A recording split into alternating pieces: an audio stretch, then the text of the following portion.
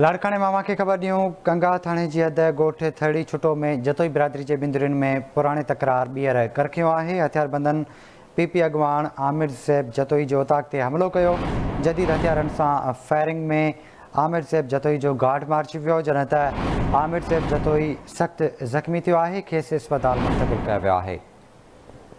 लाड़काने भरिसां कंगा थाणे जी हद ॻोठ थड़ी छुटो में इहो वाक़ियो पेश आयो आहे। जतोई बिरादरी के बिंदुरियुनि में पुराणी तकरार ॿीहर करखियो आहे। हथियारबंदनि पीपी अॻवान आमिर ज़ैब जतोई जे उताक ते हमलो कयो। जदीद हथियारनि सां फायरिंग कई वई। नतीजे में आमिर ज़ैब जतोई जो गार्ड मारिजी वियो, जॾहिं त आमिर ज़ैब जतोई सख़्त ज़ख़्मी थियो आहे। राब्तो कयो आहे लाड़कानो में रशीद समूह सां। रशीद, ॿुधाइजो आमिर ज़ैब जतोई जी हालत घणी लॻी आहे, छा तफ़सील आहिनि?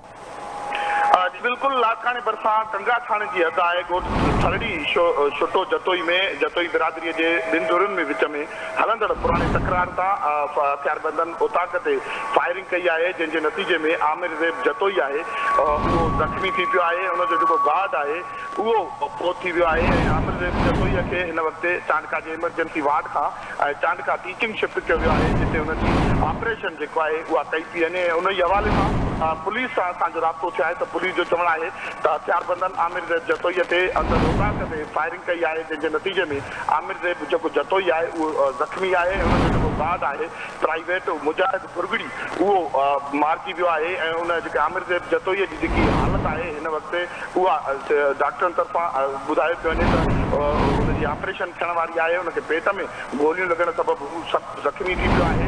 ऐं जेको लाश आहे उनजे गार्ड जो आमिर ज़ैब जतोई जो उहो उनजे ॻोठ खां जेको आहे थरड़ी छुटो जतोई खां लाड़काने जे चांडका अस्पताल पुलिस आंदो आहे, जिते हुनजो जेको पोस्टमार्टम आहे उहो कयो पियो वञे। वधीक पुलिस जो चवणु आहे त जतोई बिरादरीअ जो बिंदुरियुनि में पाण में हलंदड़ पुराणो तकरार आहे, जंहिंजे नतीजे में हथियारबंदनि उताक ते फायरिंग कई आहे। ऐं आमिर ज़ैब जतोई जेको ताज़ो डिस्ट्रिक्ट काउंसिल जो मेंबर जो आहे उहो ज़ख़्मी थी पियो आहे। हुनजो जेको गार्ड आहे उहो मारिजी वियो आहे। जी ठीकु आहे रशीद, वॾी महिरबानी अवां जी तफ़सील खां आगाह करण लाइ।